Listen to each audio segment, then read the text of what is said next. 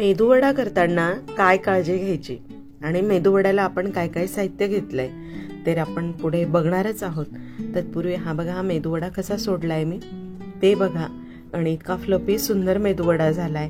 शिवाय घरचं फूड, अजिबात विकतचं काही नाहीये. तर चमच्याने असे पटापट मेदूवडे सुटतात. पीठ इतकं फ्लपी होतं आणि पाण्यावर तरंगतंय. तर मग काय काय साहित्य घेतलंय ते पण बघतोय. सुंदर प्लेट तयार झाली आहे. खुसखुशीत कुरकुरीत असा मेदूवडा तयार झाला आहे. तर त्याच्यासाठी 1 किलो उडदाची डाळ घेतली आहे. 200 ग्रॅम मुगाची डाळ आहे. त्याच्यामध्ये 100 ग्रॅम चणा डाळ आहे आणि 100 ग्रॅम तांदूळ आहेत. असं सगळं 1.5 किलोचं प्रमाण आहे. आणि थोडं चवीला अद्रक आणि हिरवी मिरची टाकली. ते सगळं मिक्सरला काढून घेते. परंतु तत्पूर्वी ह्या सगळ्या डाळी ज्या आहेत तर त्या मी रात्री भिजू घातल्या आणि सकाळी हे वाटण केलेलं आहे. तर 1 किलोच्या प्रमाणाला किती घ्यायचं, कारण आपण महाराष्ट्रात राहतो, आपल्याकडे पचनासाठी उडदाची डाळ ही थोडी जड असते. मग त्याला सप्लिमेंट म्हणून आपण हे बाकीचे डाळी टाकलेले आहेत. थोडा तांदूळ टाकला आहे. मिक्सरमधून काढल्यानंतर डाळ मात्र पाणी अगदी नकळत पाणी टाकून पीठ आपल्याला तयार करून घ्यायचं आहे. आणि असं मळायचं आहे त्याला छानपैकी. ते हलकं झालं पाहिजे इथपर्यंत आपल्याला त्याला फेटून घ्यायचं आहे. फेटत त्याच्यामध्ये चवीप्रमाणे फक्त मीठ टाकायचं आहे. आणि अशा पद्धतीने खूप फेटायचं आहे त्याला. खूप फेटून लोण्यासारखा गोळा झाला पाहिजे. फक्त याला इडलीच्या पिठासारखं भिजवून ठेवायची आवश्यकता नसते. इकडे काढलं की इकडे त्याला छान मळायचं आणि मळून पाण्यामध्ये हा गोळा वरती तरंगतो का ते बघायचं. तर छान वरती तरंगतोय बघा, किती सुंदर फेटलं गेलं आहे. आणि जर तुम्हाला अगदीच घाई असेल तर हे असं झाल्याच्या नंतर एक अर्धा तास ठेवा. लगेच करायची तर त्याच्यामध्ये थोडं बेकिंग पावडर घालायची आहे.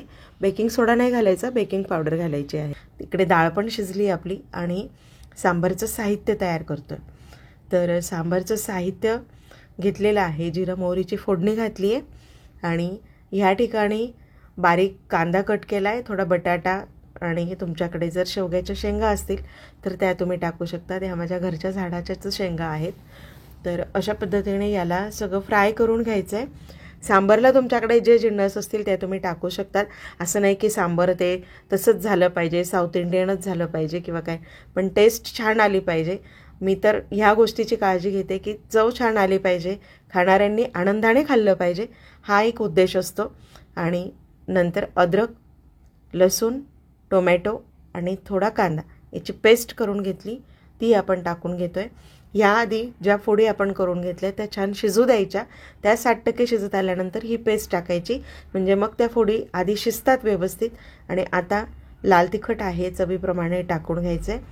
या ठिकाणी सांबार मसाला टाकायचा. सांबार मसाला मी भरपूर टाकते, जवळजवळ 2 ते 2.5 चमचे सांबार मसाला टाकला आहे. 2 ते 2.5 चमचे लाल तिखट टाकलं आहे. आणि हे सगळं टाकून धणे जिरे पूड टाकून घ्यायची. थोडा हिंग टाकायचा आहे. अशा पद्धतीने थोडी हळद टाकली आणि हे सगळे आपले घरचे जे मसाले आहेत ते टाकायचे. चवीप्रमाणे मीठ टाकायचं. डाळ टाकतानाचा व्हिडिओ स्किप झाला आहे माझ्याकडून. आणि सांबार अशा पद्धतीने सांबारला फोडणी छान द्यायची. थोडी कसुरी मेथी टाकायची. 2 मिनटं सांबार उकळू द्यायचं आहे. आणि नंतर मस्त कोथिंबीर टाका. तुम्हाला वाटलं तर त्या ठिकाणी थोडं चिंचेचं एक छोटीशी फोड टाका, बटूक टाका आणि थोडा गुळाचा खडा. सांबार रेडी आहे. आणि मगाशी तुम्हाला मी चमच्याने वडे कसे करायचे ते दाखवले. आता मी हातावर हे वडे करते. हातावर घ्यायचा आणि त्याला अंगठ्याने होल करायचा. आधी पाणी लावायचं हाताला, गोळा घ्यायचा, त्याला अंगठ्याने होल करायचा आणि असे वडे काढायचे रँडमली. मात्र हे वडे काढत असताना प्रॅक्टिस असली पाहिजे, सांभाळून काढायचं. नाही तर मग मी जी चमच्याने तुम्हाला ट्रिक दाखवली त्या चमच्याच्या ट्रिकने तुम्ही वडे तयार करून घेऊ शकतात. अशा पद्धतीने सुंदर वडे झाले, चटणी झाली आहे, सांबार झालं आहे. तुम्हीही करून बघा आणि तुमच्या प्रतिक्रिया मला नक्की कळवा. आणि रंगपंचमीला हा मेनू नक्की करून बघा.